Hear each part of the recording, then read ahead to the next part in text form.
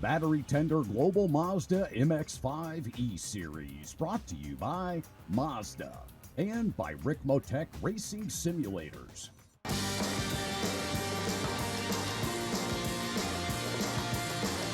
We've seen a lot over 150 years. That doesn't mean we've seen it all.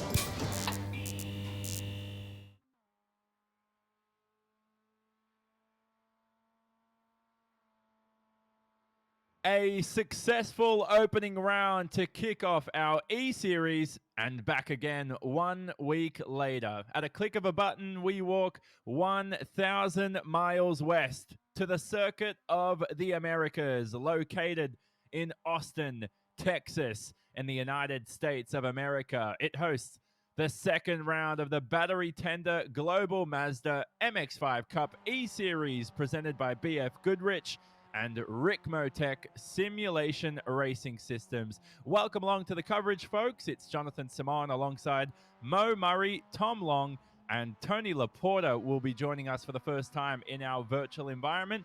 And Mo, welcome back. We'll start with you. What an exciting first round at Barber, here to commence action yet again in virtual Texas. Thank you, Jonathan. And yes, Barber, tight confines, not a lot of open room at that racetrack, and it's hard to get away from each other. We saw a great race. Matt Cressy won from Gresham Wagner. This is a different type of racetrack. Yes, there are technical sections, but there's a couple of really big long straightaways where the drivers have room to draft, room to move around and make passing maneuvers. The thing to watch at this race is one of the veterans of this series, a guy who knows so much about these cars in real life and is a very accomplished sim racer. Stephen McAleer was taken out in an accident on the first lap last week. He's looking for redemption this week. So will Matt Cressy and Gresham Wagner have it all their own way, or will Stephen McAleer get up there and put the cat amongst the pigeons, as we say? We'll wait and see. And Tom Long, 30 meters of elevation change around here. The highest point at turn 1, a very technical braking zone. It is. I mean, certainly you talk about the elevation in turn 1, but this whole circuit lends itself to very demanding sections through the S's. The big thing we're excited about tonight is about 5 passing opportunities per lap. So we're going to see a lot of mixing it up throughout the entire field. Perfect. And we've got Tony Laporta joining us for the first time. You are in the virtual commentary booth for the first time, Tony. It's great to have you.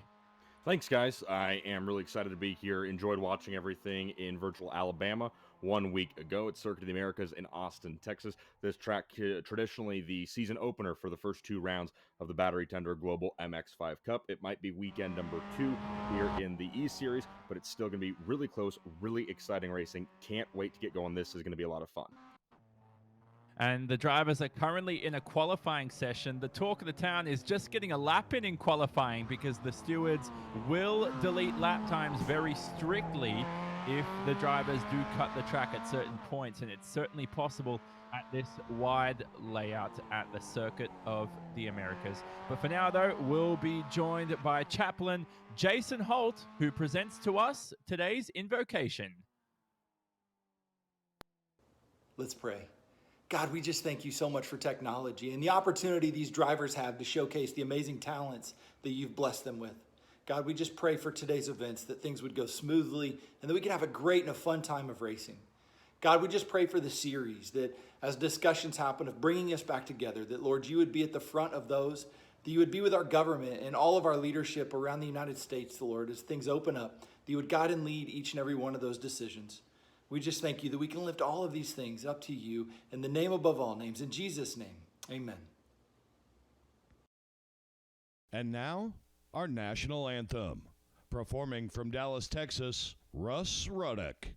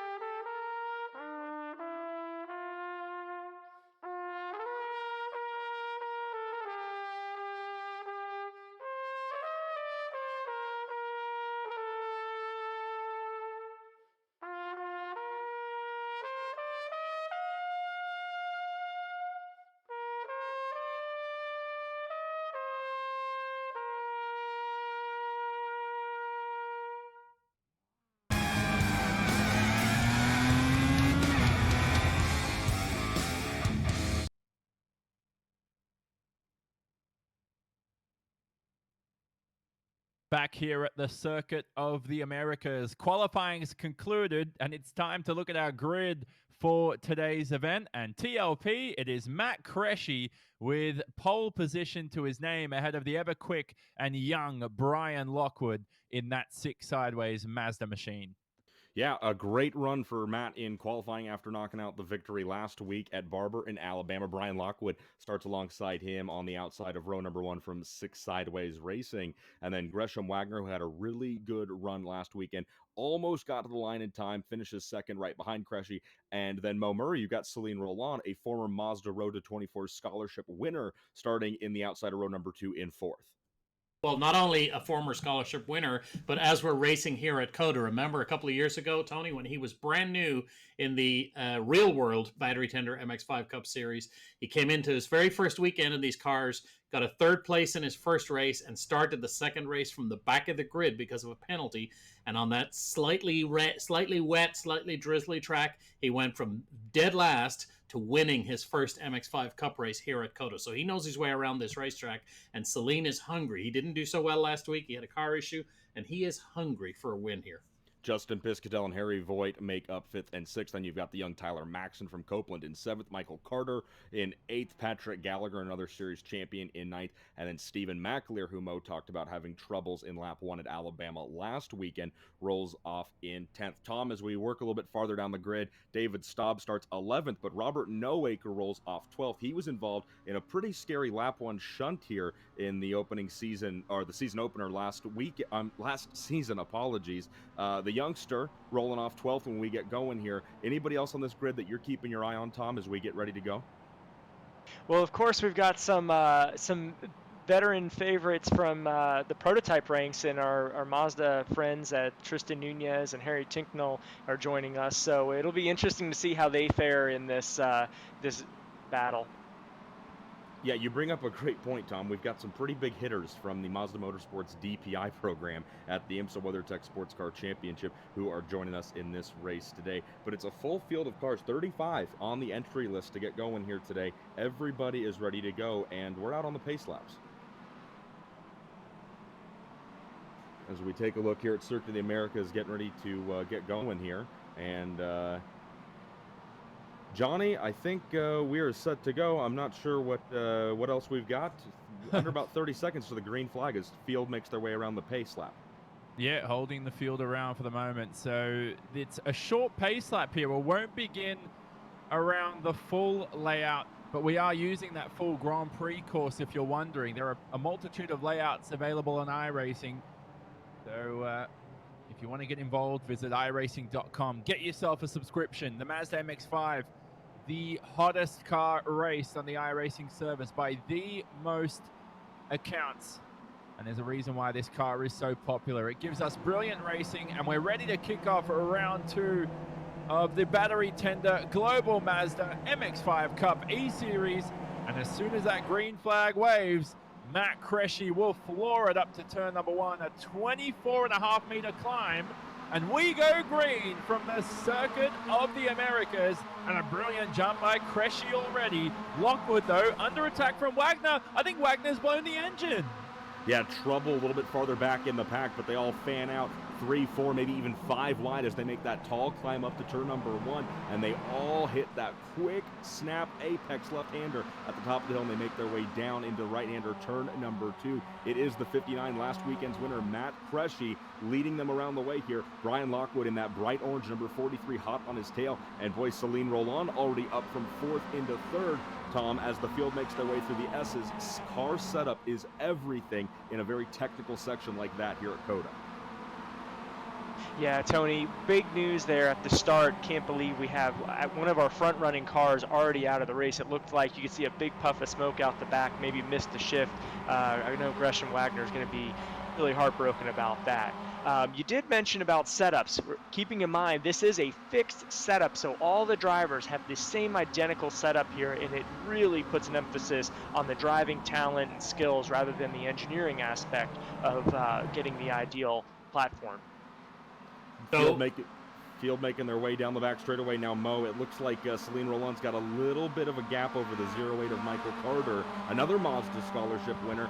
Stephen McAleer looking good right there as we have a shot of him. But other than tough luck for Gresham Wagner, we're off and running here pretty cleanly, Mo. And looking at Celine Roland in third place and Michael Carter in fourth place, the last 2 years Rookie of the Year, if that came out cleanly, of the real series. And both of these guys raced hard and close last year. These guys spent so much time door handle to door handle that at times tempers were flared and tested during the season. And here they are in iRacing. At least they're sitting quite far apart. Celine is in Orlando, Florida, and Michael is in Savannah, Georgia. So they can't reach out and get physical with each other, but they are as close as they ever have been in the real series. And when they get close together, they ask nor give a quarter to each other. It was certainly entertaining racing last season between those two guys. Field coming around to complete the opening lap here at Circuit of the Americas. 40 minutes of racing on the dock, and it was last weekend's winner, the round one victor, and the pole winner here in qualifying. Matt Cressy snakes them down to the inside of the front straightaway as they lead them back up the hill. But Johnny, lap one, and things are already kind of heating up here in MX5 Cup. The good news for Gresham Wagner after blowing the engine is that the drivers are allowed a fast repair. So what that means is they're able to head back to the pits and take anything from even a 1 second repair to a 3-week repair in a second. So Gresham Wagner will be out on the racetrack and won't have lost a lap, although he'll be very far behind now from the lead order as we ride on board with Celine Roland. What an improvement Roland has made, TLP, from last week. He was around about the top 10 range last week, bottom end of the top 10.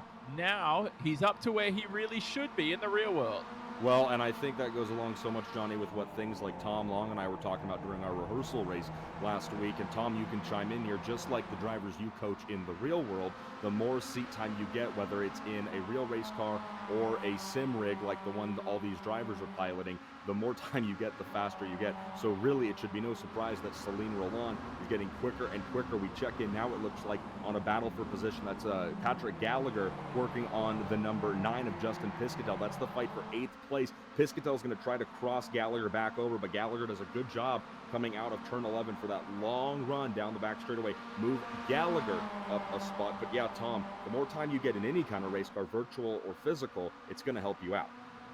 Well, that's exactly right, Tony. I mean, the beautiful thing about iRacing and this platform is that Celine or anybody can spend as much time as they want. You know, it's not cost prohibitive to go iRacing like it would be testing in the real world, and also from a time standpoint. So, you know, every day, every night, you can be practicing here, whereas it's not quite the same way it would be in the real thing.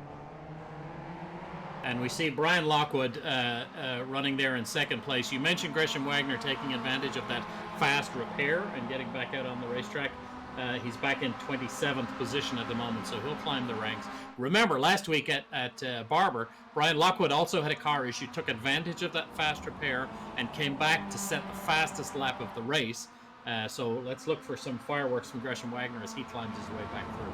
Absolutely, it's a good point about using that fast repair and getting back out on track. Now things at the front of the field starting to tighten up a little bit as the field unwinds from turn number 20. They snake back down to the inside of the front stretch, getting ready to complete lap number 2. And our top 3 have tightened up quite a lot here. Matt Cressy is going to run down to the inside on the way up the hill to turn number 1. Brian Lockwood close, but not close enough yet. And then in third place, getting closer, is Celine Roland on that 87. Wow, Lockwood looks really good on the exit of corner number 1, but they still stay single file right behind the 59 of Cressy. Lockwood in second, Roland in third, and boy, Mo, just as you said, it's Michael Carter, the young man from Savannah, Georgia, and Celine Roland, the former Mazda dealership employee from Orlando, Florida, running right next to each other in third and fourth. Maxon rounds out your top 5, but Mo, these guys are all over each other here on lap 3.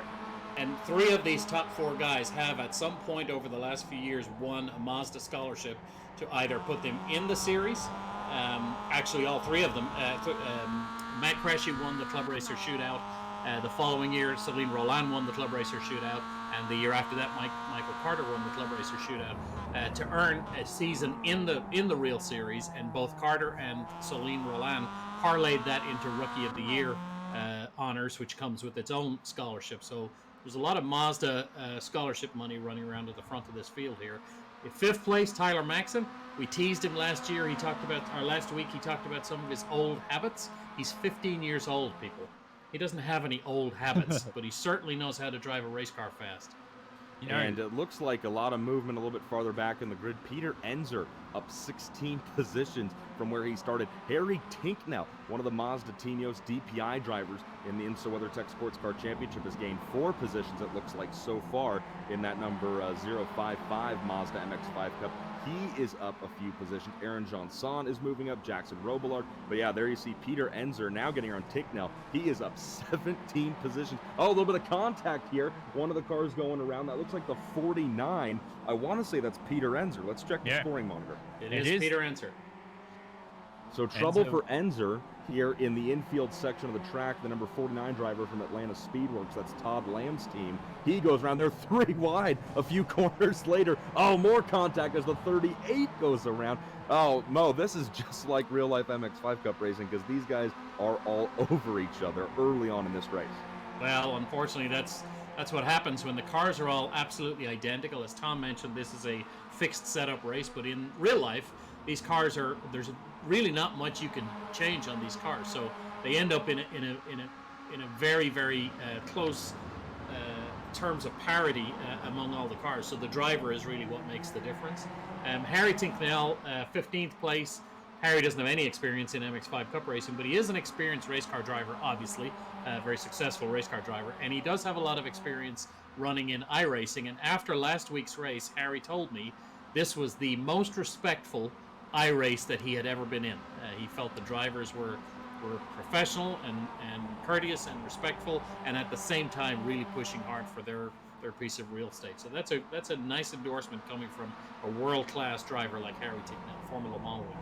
Absolutely, and Tom, as a driver coach and the guy that helped, well, really led the development of this MX-5 Cup car, you know these cars probably better than anybody else. You may not say so, but I would. When you see these drivers out here getting as aggressive as they are, yes, it's a sim race, yes, it's virtual, but what advice, what coaching would you give one of your drivers if they were up in this front pack right now? Well, I mean, the big thing, Tony, is that we've got a long race ahead of us here, so everybody's biding their time. I mean, they're kind of figuring out where their strengths are, where their weaknesses are relative to the other drivers. I mean, we do see the front pack starting to tighten up here. That's effective the draft. We talked about the draft last week with these cars being open top. They can really suck closer to the car ahead of them because they create a big parachute effect with that open top rather than it being sleek. So, you know, here we go with basically the top 7 cars nose to, as we get later into the race. I think we're going to start to see the leaders get a bit more racy. The reason why we're seeing the back of the field racy right now because they don't feel like they want to be there, they want to move forward. So going to be really interesting as this race unfolds. And up front, as Tom's explaining the different strategies and mindsets in this race, we have got a change for the lead. The number 43 of Brian Lockwood has made his way around pole sitter and round 1 winner Matt Cresci all the way up from second now to first. Tyler Maxson getting a little jiggy with it with Harry Voigt right now in the number 21, the 74, and the 21 having a very good battle. And right now that's a fight for 5th position on the track. You see the new leader, that orange machine, Brian Lockwood up to first, Matt Cresci into second, Celine Roland and Michael Carter still sitting 3rd and 4th. But boy, Tom, this fight between Maxson and Voigt, this is the kind of stuff that gets your blood going here early in a race. And here's the replay. This should be the pass for the lead going down the back straightaway. Lockwood pulls out of the draft as Tom was talking about, and then down to the inside, gets hard on the brakes in the prime passing location here at Circuit Americas. Hard on the brakes into turn number 12. These MX-5 Cup cars really rely on momentum. So if you're going to make a pass, Tom, you've got to make sure you keep that motor wound up, keeping high RPMs, and that's exactly what it looks like Brian Lockwood did there. So coming up behind all of this action, I want to draw attention to Stephen McAleer. He's pulled right up behind Tyler Maxson, and Tyler, of course, is engaged in that battle with Harry Voigt. And Stephen McAleer is a wily old competitor. He's going to take advantage of those two guys being focused on each other. This is the second full-length iRace that Stephen McAleer has raced today. He was in another series earlier. And as soon as he's finished with this race, he gets in his truck and drives to Rolling Road to test some real race cars tomorrow. So he's a busy man, but right now he's focused on getting to the front. We're a little over a quarter of the way through this race. The leaders have not broken away, not in any measurable way, and Stephen McAleer is one to watch here as this race progresses. Well, and Tom, as it seems like this virtual racing is doing a fantastic job of replicating the real thing, now it's Crushy back to the inside just one lap later from where he lost the lead originally, and he doesn't even wait for the corner or the braking point to get around the number 43 of Brian Lockwood. So Lockwood gets to lead exactly one lap from turn 12 all the way back around. But boy, Matt Crushy goes right back to it. And Tom, I think you'd agree, this is the kind of back and forth racing that really encourages packs to grow. And that's why we're seeing 3 cars turn into 5 and turn into 7. Well, that's exactly right. Rather than being efficient, running nose to tail and pushing each other along by making bigger parachute 2-3 wide, having to slow down coming into the corners, that's allowing the extra cars to pass. So being a savvy racer, you realize we need to stay in line to get away from the cars behind. So this is creating a bit of a pack, and it's going to be interesting to see if this pack of 5 through 8th place are going to catch the front leaders right now. So feeling that's what we're going to see. As Mo alluded to, Mr. McAleer is going to be working towards the front, just like we see with some of the others. Well, we still see the battling continue here down the pack. So Cressy will lead. He set the fastest lap of all the leaders last time round. And we watch Harry Voigt battle with Tyler Maxson. And how about Stephen McAleer here? Now down to the inside in this 24.5 meter rise through turn 1, or an 11% gradient for those of you who may be way smarter than me at math. And look at the bump drafting going on, something we usually see in MX5 action. Now for today, we're not expecting pit stops, just as we would in the real world. It's going to be 40 minutes of sprint racing. We talked about the fast repairs available to the drivers. The fuel will make it to the end of the race, and these tracks all laser scanned, Mo. So that means when this track was built for iRacing back in 2014, they spent around a year and a half of man hours and got the track done in 6 months. It took about 60 to 80 hours of laser scanning, and that's why this almost looks, I don't want to say almost looks, exactly looks like the real thing. Well, and that's one of the great advantages of iRacing. It's why real race car drivers throughout the world use iRacing as a training tool, a legitimate and serious training tool, because of the laser scanning of the tracks and the detail that goes into building the cars. If there's a pebble on the racetrack the day they scan it, that pebble is in the iRacing simulation, and that's the authenticity that comes with iRacing. Every race car driver we work with, every race car driver we know, uses iRacing because it's way cheaper than burning up engines and tires and renting tracks. Yet it's so realistic. It's a very, very realistic representation of what the drivers will find when they arrive at a real racetrack. And track time's unlimited. You can be lapping it around these tracks all day long. Well, we've got a battle for the lead as the field comes out of 14 and 15, and as Matt Cressy tries to keep the 43 of Brian Lockwood behind him. As Tom said, these drivers aren't exactly driving conservatively, putting their heads down and focusing on hitting their marks. They're more paying attention to racing and going door to door with each other, and while entertaining, it's not exactly the best strategy. Field coming now down through the corners, and we see Harry Voigt here, and that should still be Tyler Maxson that he's going side by side, door to door with. That's the fight for 6th, 7th place right now after Stephen McAleer got around to pick up 5th. But throughout this top 10, guys, we've got really good battles. A little bit farther back here, let's see, that's the 61 we're watching. That's Andrew Liss, Justin Piscatel, Patrick Gallagher. That's 10th, 9th, and 8th. Everybody in this top 10 here fighting. We're not even to halfway yet. Tom, these BF Goodrich tires in the real world, they've got a great life on them. I don't know what you've had as far as simulator seat time experience, but can you speak at all to how the car changes over the course of a run here in 40 minutes? Yeah, and Tony, you're exactly right. The tire model is so critical here in iRacing. The drivers were talking about that in our post-race interviews at Barber, how basically they were just managing the grip at the end of the race. They didn't have the same amount of grip in the beginning as they did at the end. The BF Goodrich tire is phenomenal. It is such a great tire for the long run throughout the race. Gives grip when it's cold, when it's hot, but as you really slide the car around for a long time, you're going to start to give up grip, so it's a bit of a compromise. And I think by the end of the race, we're going to start to see an increase in lap time based on this. Big movers, though. I'm really impressed. We're watching Andrew List here, a couple other guys throughout the field, as Mo mentioned, Celine Roland, and Michael Carter as well. These guys have really put in the time, obviously, this week to move up the field, and it's great to see the benefit they get from that.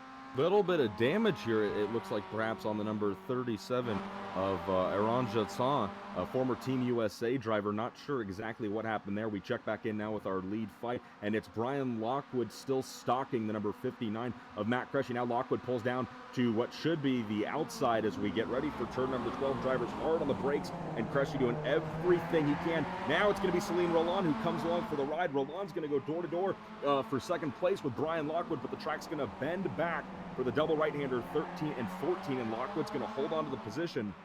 But boy, Mo, Celine Roland, who you mentioned, came out here 2 years ago to win his first ever MX5 Cup victory in round 2 of the 2018 season.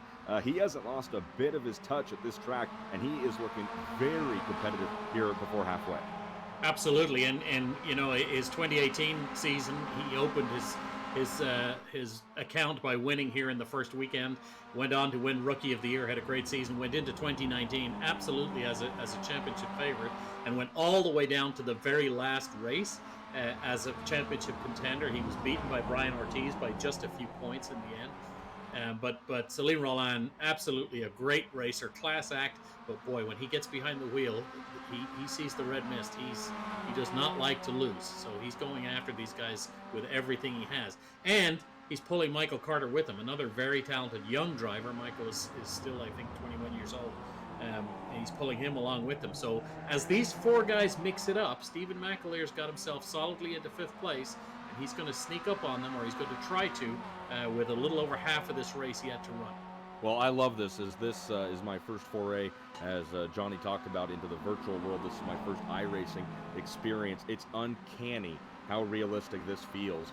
Mo and Tom, you both can agree with me from being at the MX5 Cup races during the course of the year. This feels so realistic. It's not even halfway yet. We've got a massive pack of drivers throughout the front of the field. Tom, this is just so real to what it feels like out of the track.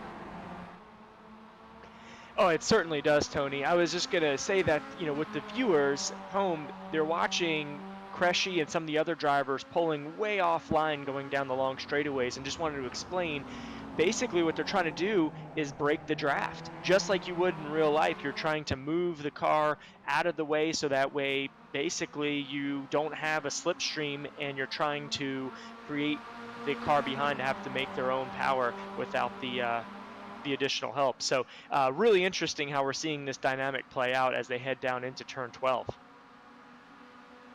The battle for the lead continues here. Have a look at this now. So Matt Cressy on the defensive from the young Brian Lockwood, and through turn 12 he's going to run off the track. They're limited to 25 of those to use for today's event, and now Lockwood will snatch the lead from Cressy.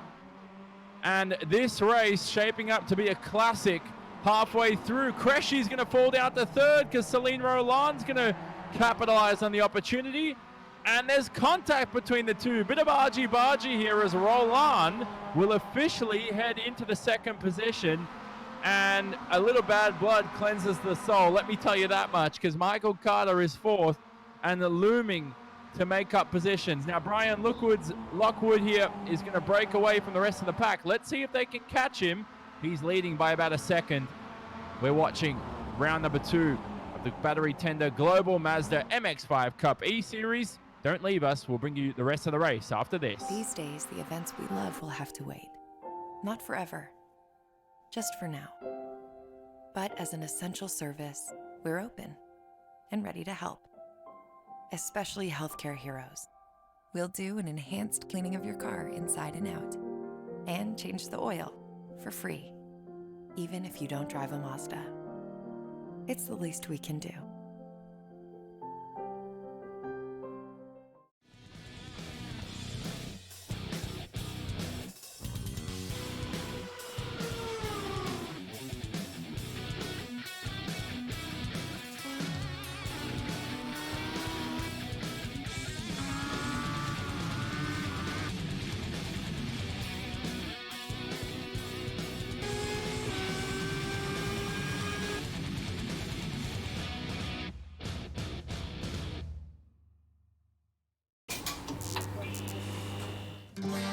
Everybody yearns for something.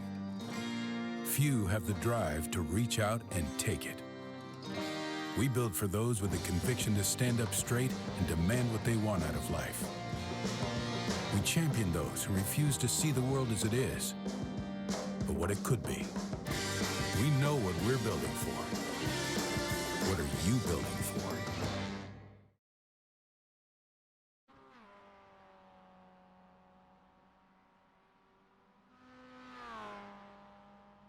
Back here at virtual Austin, Texas, the Circuit of the Americas. It's almost a decade old. It's been on in planet Earth and been on the iRacing service now for quite some time. It still feels like a brand new layout. And there's the brilliant observation deck brought to you on this iRacing service. 419 steps. Don't ask me how I know that.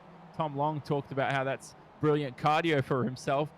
And for myself, Jonathan Simon, welcome back to the coverage alongside Tony Laporta, Mo Murray, and Tom Long himself. We are bringing you all the action for the rest of this 40-minute event here. The battle for the lead continues, though, TLP. We also want to welcome back our Canadian audience from the MAV TV Motorsports Network, and we hope you're enjoying the coverage on YouTube or even the Mazda Motorsports Facebook page. A multitude of places you can watch the race, but this is what I talked about before the broadcast.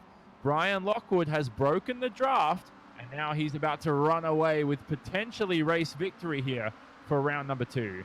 You know, Jonathan, whether it's MAV TV or the Mazda Motorsports YouTube page or your guys' great service at Apex Racing, as we got a slight little bump and run right here for second place. Celine Roland says it's a little bit more than a slight bump and run. He gets moved up out of the groove by the 59 of Matt Cresci. That brings Michael Carter right along for the ride, getting a little jiggy with it here, like a 1980s music video, a little bit of bump and grind. I think we might have a replay right here. As the field heads up, Tom, I want you to watch this with me and give me your opinion. Cresci pulls out late on the turn in, and the 87 looks like he might have been committed, and he pulls a sick McDrift and saves it. Tom Long, what do you score that incident right there? Yeah, that was a fantastic save by Roland. I know he's not going to be pleased about that, but man, what a save to not loop it and keep it going. I tell you, these MX-5s are so balanced. He definitely took advantage of it. Really a big move that we're seeing here is the two battle of Harry Tinknell and Tristan Nunez, teammates in the Mazda prototype. Knowing Tristan real well from our days together there, it's going to be interesting. They're going to have something fun to chat about after this race, I'm sure. Well, and Tom, I do want to come back to that in a little bit about the fact that we've got some Mazda Motorsports DPI IMSA WeatherTech drivers out here playing with the MX-5 Cup drivers. But as Jonathan threw it back to us after that break, you know, he was talking about MAV TV, Mazda Motorsports YouTube, Apex Racing YouTube. You know, as my man Mo Murray and I always say, with MX-5 Cup Racing, you know, we'll sell you the whole seat, but you're only going to need the edge. And that's clearly what we've got going on here inside of the second half of this race. Mo, round number 2 of the eSeries, certainly not disappointing. Brian Lockwood, Matt Cresci. Cresci scores round number 1 win. Lockwood kind of shows up and gives him a run for his money. You've got Roland and Carter playing their typical roles. Tinknell and Nunez are a little bit farther down the pack. What's more of a surprise to you so far past the halfway point? Well, I'm very pleased with how clean this race is. I know we've seen some contact and we've seen some bump and run with Cresci and Celine just a few moments ago, but overall this looks like the real thing. This is good, clean for the most part racing and respectful racing, and that's a good thing. I'm pleased to see that. Matt Cresci has been this week and last week has been the find of this iRacing series, because he is very, very fast in this this simulated setup. Love to see Tinknell and Nunez a little further up the ranking, but I guess we can give them a hard time with seeing them where they are. So yeah, there's lots of stories all the way through this, and we have quite a big audience watching us. You mentioned Mazda Motorsports Facebook. Mazda's brand Facebook and YouTube channels are also streaming this, as are our friends in Canada at MAV TV and the wonderful folks at Apex. We have to give a shout out to Rick Matek, who stepped up to help us create this championship and put it together for us. And you know, for anyone watching at any of those non-motorsport centric channels like Mazda's YouTube channel, if you fancy becoming a race car driver, you fancy trying your hand at iRacing, it's a pretty straightforward thing to get into. It doesn't cost nearly as much as buying a race car. iRacing membership, you buy that, you go see a company like Rick Matek and buy yourself a sim rig. Some guys have full complex sim rigs, and other guys have a steering wheel setup, you know, bolted onto their kitchen table. And really, you know, the fast guys, there isn't a pattern. Fast guys are the fast drivers, regardless of the sim equipment they have. They understand how to get the best feel out of the car. So yeah, for people watching at home who want to try this without the expense and the logistics challenges of being a real race car driver and trekking all around the country, this is a great way for people to whet their appetite and dip their toes into racing. Now we're watching a bunch of different battles around the track right now. Just a moment ago, our very talented iRacing cameramen who are getting paid virtual money to put their talents to work here, they were just catching the battle of Tyler Maxson, Patrick Gallagher, and Harry Voigt. We just saw one car off the track just a moment ago. Going to try and find out exactly who that is. There's a shot of third place driver Michael Carter, the young man out of Savannah, Georgia, enjoying his first season in virtual e-racing, what would be his second season in the Mazda MX-5 Cup Series. He's running in the third position right now. Sounds like it was the number 33 of Alex Bashura who we saw coming back onto the track after an isolated incident. Celine Roland down to fourth after a little bit of contact a few laps ago with second place driver Matt Cresci. But Brian Lockwood now with the biggest lead we've seen of the race so far, 1.7 seconds, and that's longer, Mo, than my last relationship, the lead he has over Matt Cresci. That doesn't surprise me at all, Tony, because you're so dedicated. You spend so much time in a broadcast booth bringing this exciting racing to fans like me. What a sacrifice. I'm married to the game. That's all I can say. These drivers are married to the game as well. Lockwood enjoying a comfortable lead right now, coming up on about 11 minutes to go on this one. Cresci is in second. And then let's see here. We've got Patrick Gallagher, Piscatel, and Andrew List. Johnny, this thing is not calming down, even though we've still got over 10 minutes to go here in Texas. Don't hate the player, hate the game, Tony. I know what you're talking about here as we watch Pat Gallagher trying to make a move up through the S's section. They're trying to make their way past a lapped car there. But remember last week, Tom, Pat Gallagher involved in an incident and should have potentially won that race. So unfortunately for Gallagher, as he made contact with the rear end of Albert Lukazic, it cost him a potential victory and a potential chance of becoming $110 richer, because there is prize money involved in this series. Yeah, that was a real unfortunate incident. I know nobody was really looking forward to that happening necessarily. It just kind of is one of those things, and unfortunate, and obviously the lap driver got a penalty for that, but at that point the crime is done and there's no justice for it. But you know, it's really interesting we're seeing here as this race is unfolding, everybody's kind of set into that tempo we've talked about where they've kind of settled in, and it's going to be really interesting to see if we kind of see a late race push. Want to make also a comment that Mo had mentioned earlier, talking about different sim rigs and how to get involved. It was fun to listen to the lead drivers feedback after the race in what they're using. You know, Cresci mentioning that he has a kind of an older setup, maybe time to upgrade. I think the only upgrade he made is maybe to his seat for this battery tender Global MX-5 Cup E-Series, and it's just interesting to see what everybody's working with to make this come together. Yeah, absolutely, it is, Tom, and it's fun to watch the amazing. I'll tell you what, this is my first iRacing I'm calling, and it's the most time I've spent watching iRacing.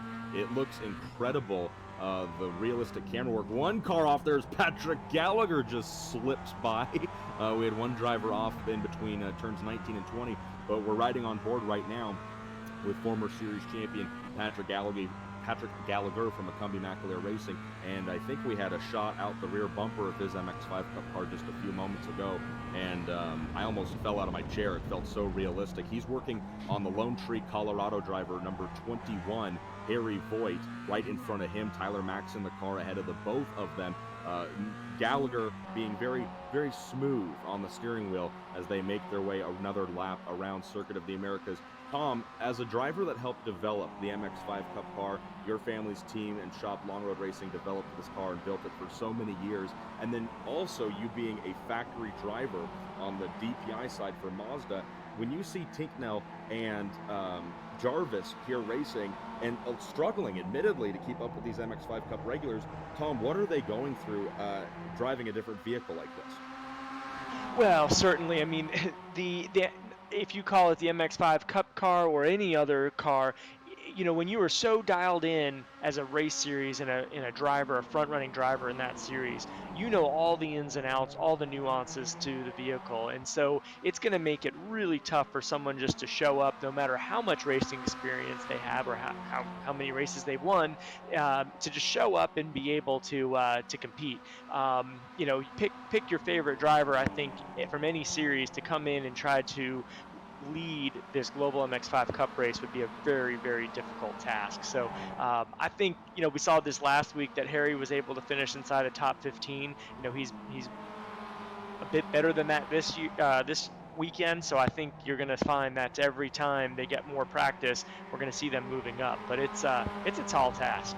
Great shot right here of Gresham Wagner, who finished second in round one last week. He had troubles on the opening lap, blowing the engine, got the fast repair, and he's back up to 18th here, Mo. Yes, Gresham taking advantage of that fast repair, and you mentioned, Tom, Harry Tinknell and Tristan Nunez. They're in this race, but they're not eligible for prize money or points. As Mazda factory drivers, we invited them to participate, but said, you guys can't come in and take the prizes. You know, they got some work to do before they're getting up. Thinking about taking prizes away from these guys, but they're not eligible for points. But if you think about the points battle at the front, Brian Lockwood didn't have a great race last weekend. He had to use that fast repair. He left the Barber race last Tuesday with 17 points. Matt Cressy, who won the race and led the most laps, he left with 31 points. So, you know, as we come down into the last 6 or 7 minutes of this race, Cressy's looking at Lockwood leading, thinking, do I really want to push that hard? I've got a nice points pad in front of him. But if Lockwood wins the race and Cressy finishes second, that's going to close up that points gap. And we'll only be 2 races through this 5-race series. So this is already shaping up to be a pretty interesting points battle. And Johnny mentioned the $110 to the winner. But remember, at the end of the championship, at the end of the 5 races, Mazda will pay the champion of the series $1,500. With $1,000 for second and $500 for third. So there's decent prize money up here for people who do all 5 races and stay as a championship contender. I love it. Certainly with $1,500, Matt Cressy could buy himself a new seat. Oh, you're scared to think of what $1,500 could go to in today's economy. It'd be tough to spend all of it myself. Patrick Gallagher and Harry Voigt having a good little go of it. The behind the scenes, I guess you wouldn't call it an intercom, a team chat that we in the commentary booth are having right now is just awesome. Jonathan Simone has some really good ideas for what MX5 Cup race stewards could do to spice things up. Johnny, I'm not sure if awarding points for side-to-side contact on the front straightaway is the best idea, but I want to let you know that as president, I would vote for you if that were your platform. Well, you know, in virtual environment, you don't have to invoice anything. You don't have to worry about damaging the car too much. So I would award championship points for a bit of bad blood racing, as we watch here between Celine Roland and Michael COTA. But you see that the thing, now that they've got a fast repair, if they wear out the sponsors on the side of the car, they can come into the pit lane, repair the car, and go at it again. It's the beautiful part of virtual racing, and a little bit more action right here. Whoa! It's Tyler Maxson going for a sweet McDrift over in the final corner, but he catches Harry Voigt in the 21. Voigt goes around, and Patrick Gallagher just runs through the whole thing. Oh my goodness, Harry Voigt, the Colorado native for Slipstream Performance, falls way out of where he was running. Let's take a look at it here, Tom. Help me break this down. They get on the curbing, and then they snake back for the left-handers. Patrick Gallagher clips the left rear of the 74 at Tyler Maxson, and when Maxson collects the thing, it ends up grabbing the 21. Tom, I don't know. What do you think about all that? Yeah, I mean, Tyler certainly had a big slide going early on. It looked like he was going to catch it, but just as the radius of that corner tightens up, he had all the steering angle he could give it, and unfortunately it wasn't enough, and Harry just caught the left front of Tyler as they went around. So now they're both with a bit more damage moving along. It's going to be a battle of attrition here as we're winding down the minutes. Mo mentions about a good championship battle here. Is it worth chasing down Lockwood? Thinking about long term as we move down into the series for next week, Road America is going to be a big variable with all the drafting that we're seeing here, even more so at Road America. So we've got a good little race on our hands coming from out of here into Road America. Well, we're coming to the closing laps here, and it looks like Brian Lockwood is still running away with a potential victory, and he's pedaling away quite quickly in that 6 sideways Mazda MX-5 car, using all the racetrack here, and he's got 25 credits to spend. 25 times he can run off the track in this race before he will be given a penalty. So he's decided in these final laps to start using the credits and gaining lap time on Matt Cresci in the 2nd position. Cresci looks good for a podium, but it's that final podium position yet to be decided between Celine Roland and Michael COTA. Behind them, rounding out the top 5, is Stephen McAleer.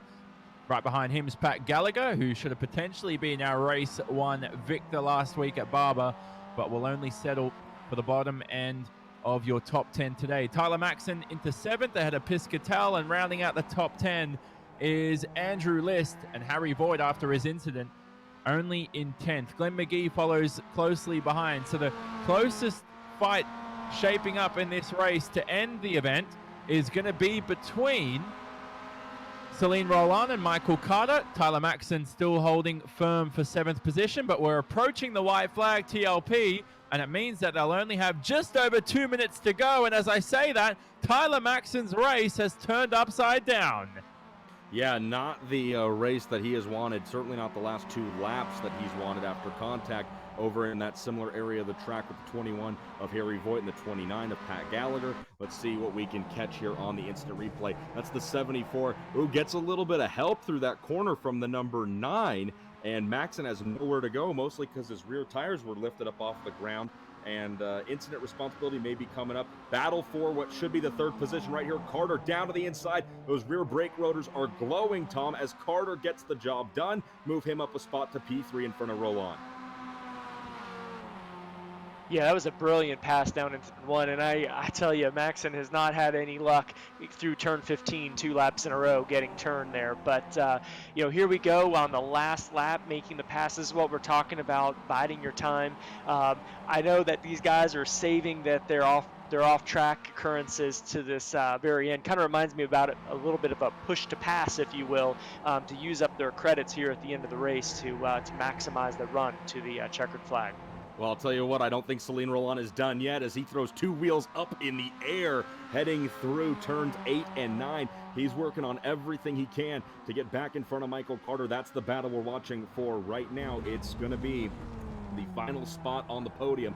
3rd place as we ride on board now with the Orlando, Florida driver Celine Roland. They unwind out of 11 and make their way down the back straightaway one final time. Boy, Matt Cresci led this race for a long time, Johnny, but here on the final lap, Brian Lockwood has turned into Carol Baskin's husband, and he is out of here because he has taken over this race, dominated, coming to the checkered flag, less than half a lap to go, and the only thing we're watching is this fight for 3rd place as Crater and Roland try to settle it out here coming to the checkered flag, Johnny. And breaking news, the number 9 of Justin Piscatell will receive a 30-second post-race penalty. How about Celine Roland heading in to turn 13 and into the stadium section designed upon the Hockenheim Stadium section. Slow down a little bit to help the fans watch the action, and Celine Roland will seal 3rd position coming into 17 and 18, but through those corners as well is Brian Lockwood. And with a couple corners to go, he will claim a victory he ever so wanted at Barber. Incidents put him out of the top 3. He set the fastest lap of the race. He finally gets to show his true pace. And with 1 corner to go, he's going to do it. He's going to be winner for round 2 of the battery tender Global Mazda MX-5 Cup eSeries. And 6 Sideways will be celebrating virtually at home for sure. And here we go, that race for 3rd place coming all the way down to the line, and it's going to end up going to Celine Roland, who scored his first ever victory here 2 years ago in round number 2. So congratulations to Lockwood Cressy, your round 1 winner, comes home with a 2nd place. Celine Roland is going to round out the podium. Little bit of side-by-side contact still going on here out of the final corner, coming to the finish line. Roland 3rd, Carter 4th, and McAleer is going to round out your top 5 here in round number 2 at Texas, Johnny. And Harry Ticknell, we're still racing here down the outside of the top 10. He's in the 14th position, right ahead of Tristan Nunez, who's trying to make up some spots here. Nunez will fall foul, and he will finish in 15th. What a race that was here from the Circuit of the Americas, and a very socially distanced crowd in the background will enjoy that for sure. And we'll look at the race results after this for sure, but we hope you enjoyed all the racing action so far. It's Brian Lockwood who's won the race ahead of Cressy, ahead of Roland. We'll speak to your top 3 after this. Don't leave us.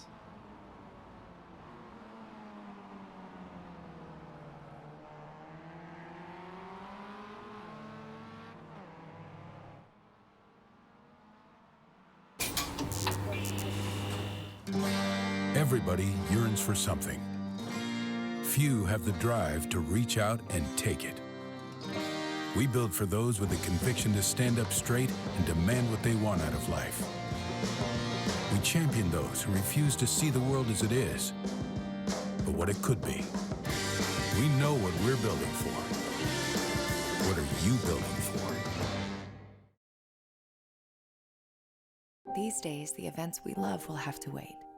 Not forever, just for now. But as an essential service, we're open and ready to help, especially healthcare heroes. We'll do an enhanced cleaning of your car inside and out, and change the oil for free, even if you don't drive a Mazda. It's the least we can do.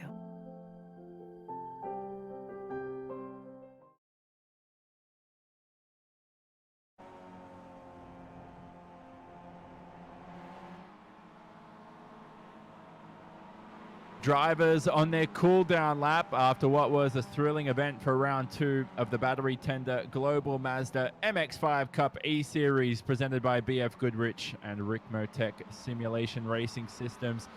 Great event, TLP. We'll look at your final race results, and it was Brian Lockwood who took this victory, a well-deserved victory for the 6 Sideways machine, winning by 1.2 seconds. And remember, it all came just before our first ad break there. Brian Lockwood broke away from the rest of the pack, and they couldn't keep within the draft, and that was the difference for the young man. Yeah, no, it was a very exciting start to the race, and just like Global MX-5 Cup racing in the real world, it stayed close and tight all the way through the very end. The graphics up, but I think we've got Lockwood out there burning the BF Goodriches down to the ground here in Austin, Texas. Matt Cressy led early on after scoring the pole position in qualifying, and after a good battle ends up coming home in second. Celine Roland rounds out the podium in third after a last lap battle with Georgia driver Michael Carter. Stephen McAleer rebounds after a tough opening round in Alabama 1 week ago to finish in fifth. Patrick Gallagher also has a little bit of revenge here as he comes back to finish in sixth. Justin Piscatell seventh, Andrew List eighth, Harry Voigt ninth, and then Glenn McGee, the virtual driver turned real race car driver, finishes in 10th. Mo, the rest of the top 15 sees Tyler Maxon in 11th, John Son in 12th, No Acre, and Harry Tinknell 13th, 14th, with Mazda DPI driver Tristan Nunez stacking up right behind his teammate in the 15th position. And Harry and Tristan, as we saw, across the finish line together, and I'm quite sure that's going to lead to lots of fun when they sit around the lunch table at future IMSA WeatherTech Championship races. Well, I'll be sure to bring it up to him when we get back on the road. Hernan Palermo 16th, David Staub 17th, as you see our winner Second place, Matt Crushy, Brian Lockwood in the center, and Celine Roland. That's your podium, sitting 3 abreast just outside of turn number 20 here on the front straightaway. And I think we're getting ready to talk to our winner. Is that what we're going for here, Johnny? Do we have Brian Lockwood? We're trying to get Brian Lockwood. He's probably still enjoying the victory in the cockpit, but we will drag him up in a moment's time. Here he is, I believe. Brian Lockwood, do we have you? He's probably still in the cockpit, so we'll when he's ready, we'll grab him for sure. But a brilliant victory from himself, and one to remember for sure. Remember, at TLP, he had the pace at Barber, and I think we've got him, Brian. Yeah, I'm here. Sorry about that. No, you're good. Congratulations on the victory. A good one for sure. It makes amends for the incident at Barber, I believe. Yeah, absolutely. Really, really happy to be able to win this one. I thought this would be a really weak track for me. I'm not usually a fan of COTA, so to come away with a win and to have it squeaky clean like that, I'm super, super happy. Brian, you talk about COTA being not one of your favorite tracks, and I actually, honestly, from speaking to other MX5 Cup drivers, you're not the only one to feel that way. How much different is this place in iRacing? I feel like it's not very different, but maybe your success tells a different story. Well, I don't think it's that different. I have been training a lot on iRacing, and I have a little bit more practice on COTA than I did last year. The biggest difference is just not being able to take the lines we're taking in real life. You know, in real life, we're using all of the runoffs. We're using a ton of just if you can extend the track, we're doing it. And iRacing really limits that. So that's a certainly a big difference. Not necessarily one that I enjoy, but it is what it is. Well, for not enjoying it and having a tough time at this track, you certainly impressed and did a really good job. You took it to Matt Crushy early on in this race. Before halfway, you guys were already dusting it up. The battling, the side-by-side, the racing close, it's such a normal thing in MX5 Cup racing in the real world.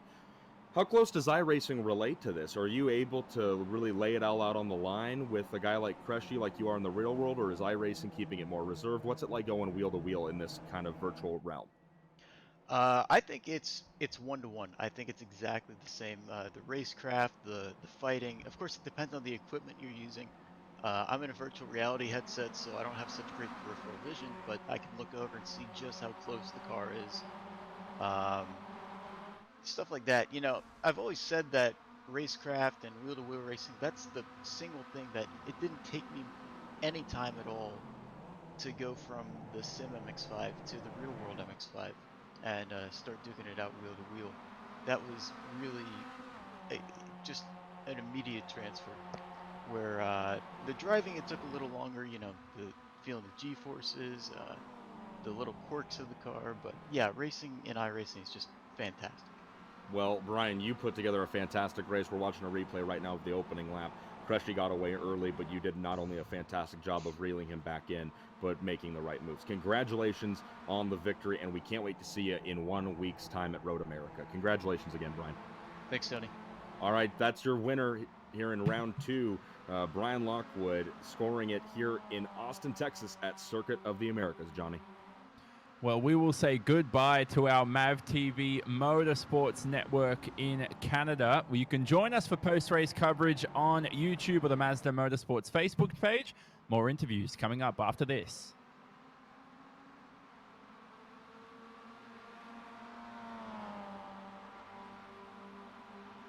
These days, the events we love will have to wait. Not forever, just for now. But as an essential service, we're open and ready to help, especially healthcare heroes. We'll do an enhanced cleaning of your car inside and out, and change the oil for free, even if you don't drive a Mazda. It's the least we can do.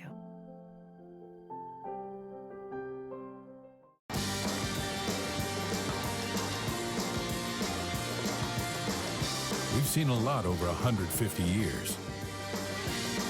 That doesn't mean we've seen it all.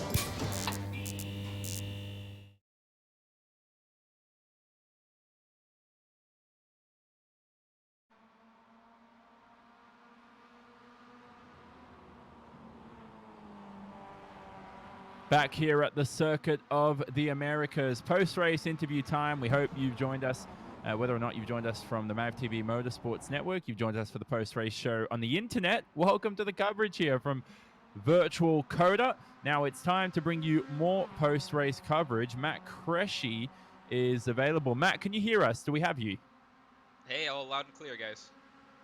Lovely stuff. You've come home second. Brilliant for the championship for yourself. I tell you what, a decent round to go out from. And, you know, after you lost the draft from Brian Lockwood, I really felt like that was the best you could have hoped for.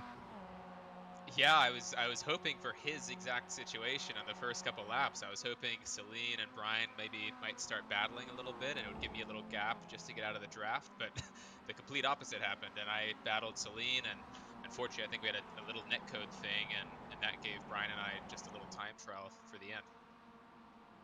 Matt, it's Tony Laporta here. Obviously, fantastic start to the season, as Johnny said. Really, what do you attribute at the end of the race there when Brian was able to get away from you? We speculated and watched a lot of the fact that, you know, you guys were allotted 25 incidences. They've been called, you know, mostly running off the track, exceeding track limits. A few of us speculated that because he was out in front, he was running out wide, and that was helping him get out in front of you. What do you attribute that late race surge of his to? Yeah, I think he was using his, basically, if we have a set amount of times we can go off track, he was using his very wisely, whereas I was kind of saving mine until the last 2 or 3 laps. So that's why in the last lap or two, you saw the gap drop down and I finally caught his draft. But I probably should have done that sooner in hindsight, right? Matt, Tom Long here. Great run, man. Looking at championship points, you're sitting pretty. Yeah, it was about as good as results as I could hope for. I was hoping to just kind of keep it on the track, and things got a little dicey about halfway through, so I'm just happy that we were able to stick it on the podium. Kind of looking forward to Road America. You know, it's sometimes such a gamble there with the big draft and the big trains. I mean, what are you expecting moving forward? Yeah, I need to get my lucky rabbit foot out because I've never had a huge amount of luck with the draft. So Road America is going to be a monster, and I think it's just going to be about running clean and trying to salvage as many points as possible while keeping it on the track. Matt, this is Mo Murray. You know, you won last weekend, and Brian didn't have a great weekend. You came into this race with a 14-point advantage. Brian gets out in front of you. You raced with him for most of the race, but at the end, you know, he put a gap on you, or you let him go. Were you thinking about points as the race wound down, or does that not enter your frame of mind at this early stage in the championship? No, I wanted the win, so I was driving hard the whole second half of the race, just trying to keep the car on the track so I wouldn't get a drive-through penalty from going off the track too many times. But I think I just waited too late to use my off-track incident points, and therefore I couldn't close the gap early enough. So next time I'll have to take that into consideration and do it a lot earlier. And Matt, we've been talking to a lot of the drivers. You know, we just spoke to Brian and the relation to this iRacing to the real thing. And from our commentary side, Tom and Mo and Johnny and myself, you know, it felt very familiar to an MX-5 Cup race. And while I know you weren't on the road with us last year, you know, you've been in the MX-5 Cup series for a long time. You know, this racing. As a driver, you know, what's it feel like to go from the real world to this iRacing stuff? How similar is it? What's different? Can you just give us a few ideas? I totally agree. I mean, it's super similar, especially in terms of the racecraft. So having to be strategic in your positioning, especially relative to the draft on a track like this, or even more so with Road America next week. But aside from that, I find it really weird that when I'm racing in a real car, I feel like my heart rate goes down, and I find myself very zen and calm. But in this, I am schwitzing pretty good right now. It's super intense. I can't really explain why. I think it's just because it's such an even playing field here. And, you know, MX-5 Cup itself is the most even playing field. This is even more so because it's all digital, obviously, right? So if you make any mistake, it's going to punish you big time. And then Lockwood just looked phenomenal from the start. Did you expect, when you looked into this race going into it and you knew who was going to be some of the game players and the guys you were going to have to really deal with, did you suspect Brian? I don't know if you two have had much time racing against each other in the real world. Did you expect to have to contend with Lockwood as much as you did? Definitely. I saw that he's been competing in some pretty massive events recently, and he's basically like a top 40 in the world iRacer. So I'm just happy to be sticking with him for now that I've just gotten my dusty old wheel out, and I think towards the end of the season it's going to be a monster battle. All right. Well, Matt, again, congratulations on the win. Last weekend I wasn't around to be able to say it to you. Great run today in second place, and just thanks for talking to us, man. You bet. Thanks for having me, and I'll see you guys next week. Celine Roland coming up next, it looks like, Johnny. Yeah, and it'll be great to chat to him. And Celine, we got you? I'm here. Oh, that's lovely. What an improvement from last week, mate. You're jumping into the car, you've got more seat time for yourself, and you're back where you belong, just like the real world, up near the top. Geez, yeah, definitely an improvement. Barber wasn't my strong suit, as you guys saw, but I like COTA a lot in real life, so I think that showed here. Matt and Brian they're aliens, I feel like, so who knows if they're actually driving, but it might be an alien back there. But it was an exciting race. I was really happy to be up there. Celine, it's Tony, man. Fantastic job. Again, as always, I wasn't able to be around for race 1, so to see you come out and do as well as you did in round 2, how crazy was it having Carter right there alongside of you? Mo Murray and I were talking about how similar this felt to the real world last season. You and Carter seemed to always find each other last year. What was that like having to deal with the 08 all race long here in the virtual world? Geez, yeah, you're right. It's exactly like it should be. Michael and I have raced, for many years before MX5 Cup, so we're always stacked up next to each other, and we've already texted. We were texting before and after the race. We texted before how we're scared for qualifying because we didn't know what to expect, and then after we were talking about how good of a battle that was. But it was great to have him there, and it was really cool to have Matt, myself, and Brian up there. I'm sure Mo mentioned, but having the 2017, 2018, and 2019 MRT24 shootout winners right there. Celine, Tom Long here. Great race, man. Was really happy to see you moving up from Barber into the fold here. Looked like you had some exciting moments, specifically into turn 1. A brilliant save there. Looks like you got a little help and managed to save it. I think that was probably what sealed the deal to keep a podium spot alive for you. Yeah, for sure. I don't know what happened there. I know I hear this term netcode going around a lot, which I think that's just gonna happen with all these computers trying to talk to one another.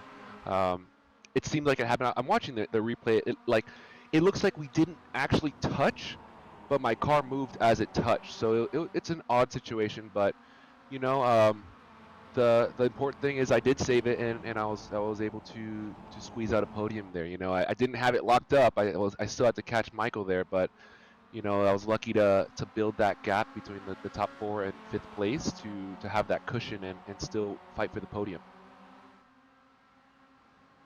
Celine, this is Mo.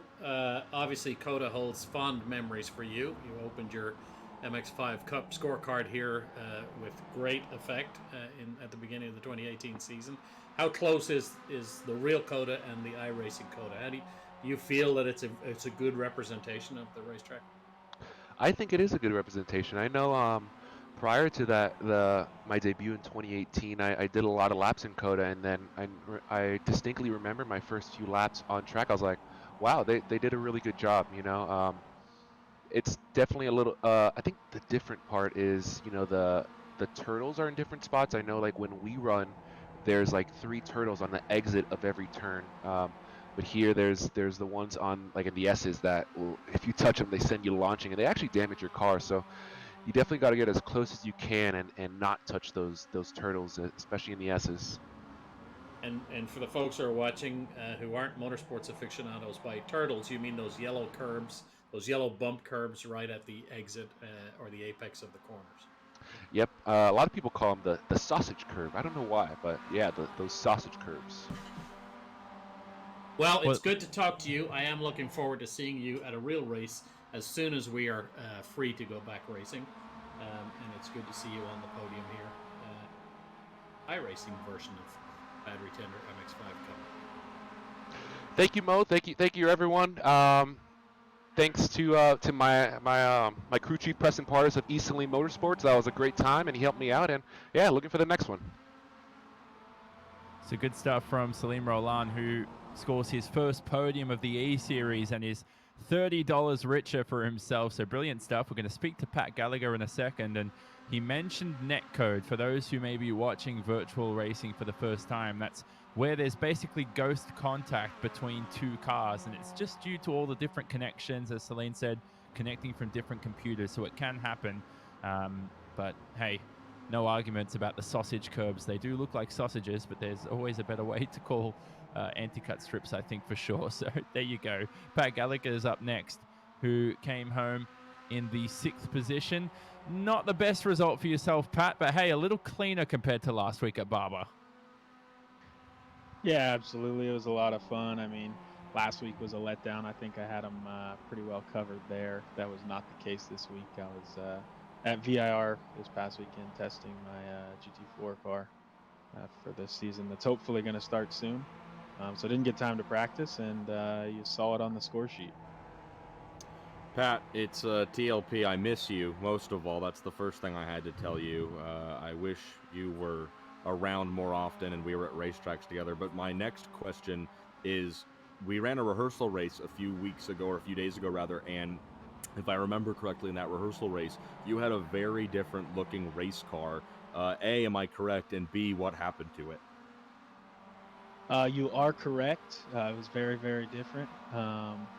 It was a number 3 senior car, and you know, I wanted to run the MMR car that I won the championship with in 2017. Obviously, McCumbee McAleer raced and helped me out, so I figured I would throw the scheme on for old time's sake. I mean, it's a good-looking car, the McCumbee McAleer one. We won't knock that, but is there a chance that we could see that number 3 do it for Dale car make an appearance sometime this season? I'm really hoping so. I mean, yeah, why not? We'll, are we going to do an oval? Can we add a race? Maybe Bristol, Martinsville, something like that? We could do that given the fact that the repair bills are virtual. Yeah, I'm not sure about an oval, Pat, but you had a great race. Tom Long has been in here in the booth watching you as well. Tom, I think you've done some work with Pat. I'm not sure. What do you make of his race today? Yeah, Pat, great race, buddy. What do you think about moving forward? I mean, you had a brilliant race at Barber. You had a solid race here. I mean, we go to Road America next. You know, it's going to be interesting with the big draft. What do you think? Is it a bit of a wild card talking about ovals like Talladega, or you think you're in more control? Yeah, I mean, obviously, I think qualifying is really important. You saw it today here, like in the real race at COTA when MX5 Cup comes there. You see so many lead changes, and this was a lot more tame. The draft seems to affect the lap time, but it's harder to pass people. So I don't know what we're going to see at Road America next week, but I think the draft will be huge. But I think qualifying is the most important thing. I mean, the guys who qualify in the top 3 or 4 seem to stay there, and if you get back to 5, 6, 7, 8, 9, 10, that's where stuff starts to go sideways. So we'll see. I don't know. I can tell you I'm going to do a little bit more practice this week. Patrick, this is Mo again. I remember you had an epic win in the real MX5 Cup cars at Road America a couple of years ago. I think you came off the last corner in 5th position and drafted your way to a win as we climbed the hill there. Road America next week, big drafting track. The week after that, we go to Mid-Ohio, and you have a long relationship with Ohio. Looking forward to going there? Yeah, man, I'm actually really excited. I obviously love Mid-Ohio. It's only an hour and a half up the road. I think that one's going to be probably my best chance to win as far as on outright speed, kind of like Barber was. When you get to these draft tracks, man, you just don't know where you stand. You're 10th in practice, but you don't know if you were the only one who did a solo lap. So we'll see. It's hard telling, not knowing, man, but I'm excited to get there. Good. It's good to see you in this series, Patrick. It's good to see you in an MX5 Cup car, and particularly in that McCumbee McAleer livery that you took to a championship victory a few years ago. McCumbee McAleer, of course, are one of the stalwarts of the series and have supported many, many drivers. And even in this race, Stephen McAleer is participating in this race too. So it's good to see you here. It's good to see that livery back on a racetrack. And we'll see you next week. Thanks for having me on, guys. Thanks to Mazda, Battery Tender, and the Prelic family for everything that they do for this series. Still the best racing to watch. Maybe I'll make a comeback in real life someday. Who knows? Oh, that would be worth the price of admission. Johnny? So that was Pat Gallagher, who came home 6th today, just outside the top 5. It's time to look at where he stands in terms of the championship. So Matt Cressy does officially lead the standings, and it's a brilliant stuff for him. As we don't have the standings up on screen, but we can confirm unofficially anyway that Matt Cressy does hold the points lead, and he could be TLP $1,500 richer come the end of this 5-round campaign. Well, $1,500 certainly nothing to sneeze at. It's why I got into virtual announcing, and if I would have known that it was something you could make virtual racing, I would have gotten into it as well. Here we go. Boy, the Apex Racing TV guys are sharp. I will give them that. I've had the fortune to work with a lot of broadcast groups, Johnny, but you guys got it certainly fired up. Matt Cressy there, you see right there, 56 points at the top of the leaderboard after a win in a second place. Brian Lockwood throws his name into the ring with 47 points after the win today. Glenn McGee, the virtual racer, turned real racing driver, is third. Carter is fourth. And after a podium finish today, Celine roll on rounds out your top 5. Harry Voigt out of Lone Tree, Colorado, a fellow Coloradoan. Proud to see him up there. He's in 6th. Gresham Wagner, wow, he rallies after a blown engine on lap number 1 to finish up and sit 7th in the standings. Piscatel is 8th. Maxon is 9th. Patrick Gallagher is in the 10th position. Robert Noaker, 11th. Mackler, 12th. Harry Tinknell gets up there into 13th place. And then David Staub and Andrew List round out your top 15. So that's how it looks 2 rounds in to the 5-race Battery Tender Global MX5 Cup presented by BF Goodrich eSeries.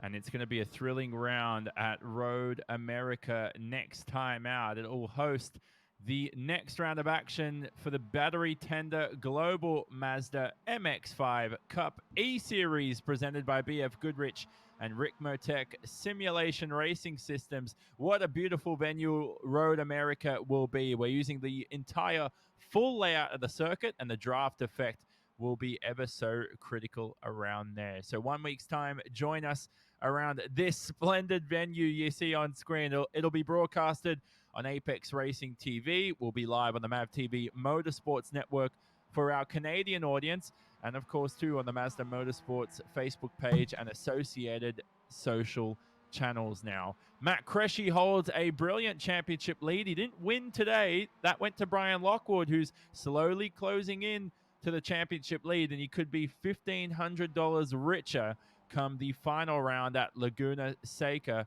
in 3 weeks' time. But for now, though, from myself, Jonathan Simon, Tony Laporta, Mo Murray, and Tom Long, we will say so long from the virtual Circuit of the Americas, and we'll see you in a week's time at Road America.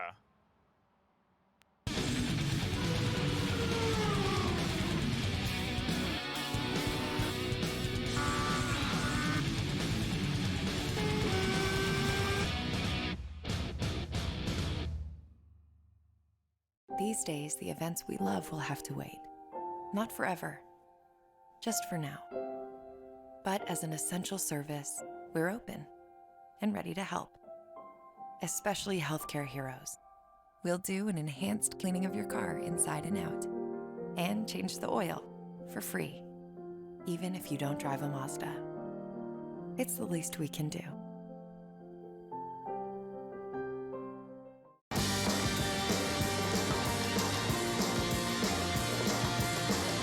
We've seen a lot over 150 years. That doesn't mean we've seen it all.